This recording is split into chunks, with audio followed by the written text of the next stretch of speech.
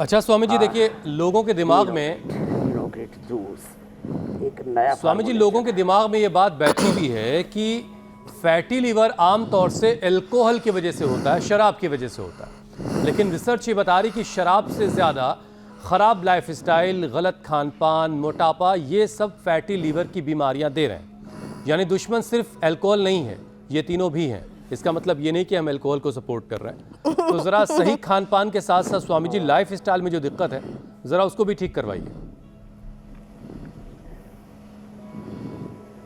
तो देखो, जितना अल्कोहल खतरनाक है, अब कुछ लोग उसमें बहाना बनाते, हम तो थोड़ा थोड़ा पीते हैं लेकिन थोड़ा पीते पीते कब ज्यादा पी जाते हैं उनको खुद को ही पता नहीं लगता। सलाह देते थोड़ी थोड़ी पिया करो, तो फिर पूरी बोतल उड़ेल देते। मैं तो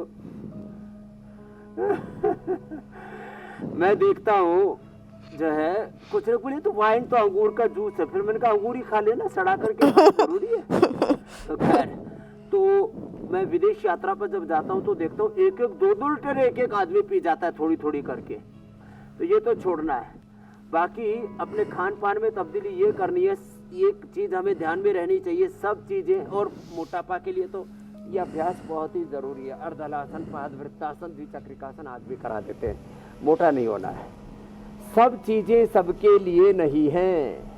अब लड्डू, जलेबी, सब मिष्ठान और वो शुद्ध बने हो तो बहुत अच्छे हैं।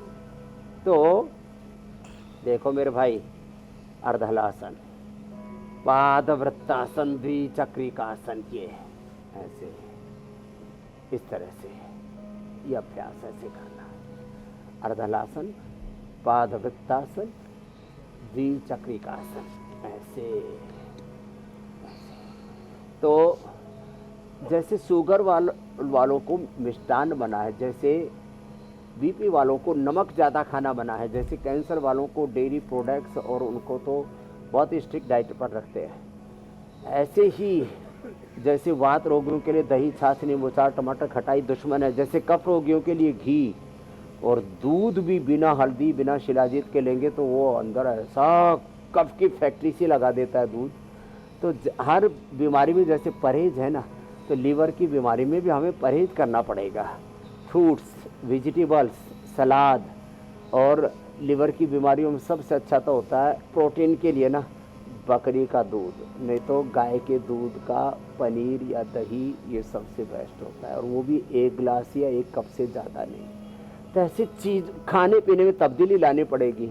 वैसे तो मैं रोज़ कहता हूँ 14 से 16 घंटे का अंतर करो खाने में। शाम का खाना 6 से 8 के बीच में ले लो, 8 बजे से पहले पहले, हो सके तो 6 बजे से पहले पहले, और फिर 12 बजे खाओ अगले दिन। तो अपने आप ही 14 से 16 घंटे का अंतर हो जाएगा।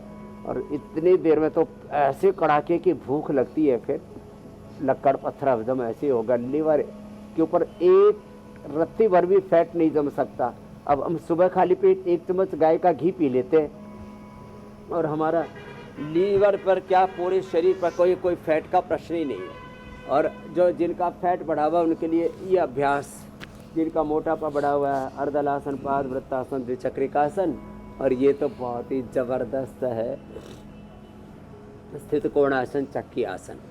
तो खान पान में तब्दीली लानी पड़ेगी और अपने लिए जो उचित आहार है, युक्त आहार विहार से युक्त चेष्टस्य कर्मसु युक्त स्वप्नावबोधस्य योगो भवति दुःखा, जैसे भगवत गीता में कहा है, जैसे उपनिषदों में कहा, आहार शुद्धौ सत्व शुद्धि ही, जैसे कहा है हित आहारा, मित आहारा, अल्पहारा, शय्यनरा, भगवान बुद्ध नैतान वैद्या चिकित्सन्ति आत्मनस्ते चिकित्सका। वाघ भट्ट ने जैसे कहा, 1 भुक्तम सदारोग्यम, 2 भुक्तम बलवर्धनम, 3 भुक्तम सदारोगम, 4 भुक्तम तो मारकम, ऋत भुक, हित भुक, मित भुक बनना पड़ेगा।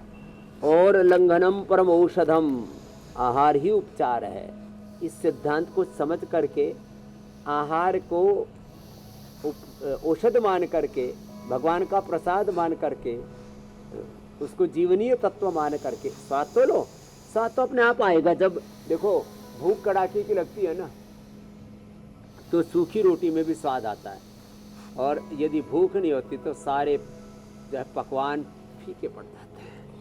तो ये तो बच्चे शीर्षासन भी कर रहे हैं, छोटे छोटे बच्चे अच्छे हैं। ऐसे बच्चों को आदत डालनी चाहिए। शीर्षासन करो, सर्वांगासन करो, पश्चिमोत्तानासन करो, मंडूकासन तो सब करने लग गए अब। ऐसे जी मेरे भाई।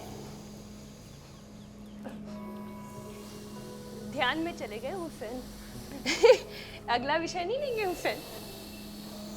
बिल्कुल लिया जाएगा, बिल्कुल लिया जाएगा।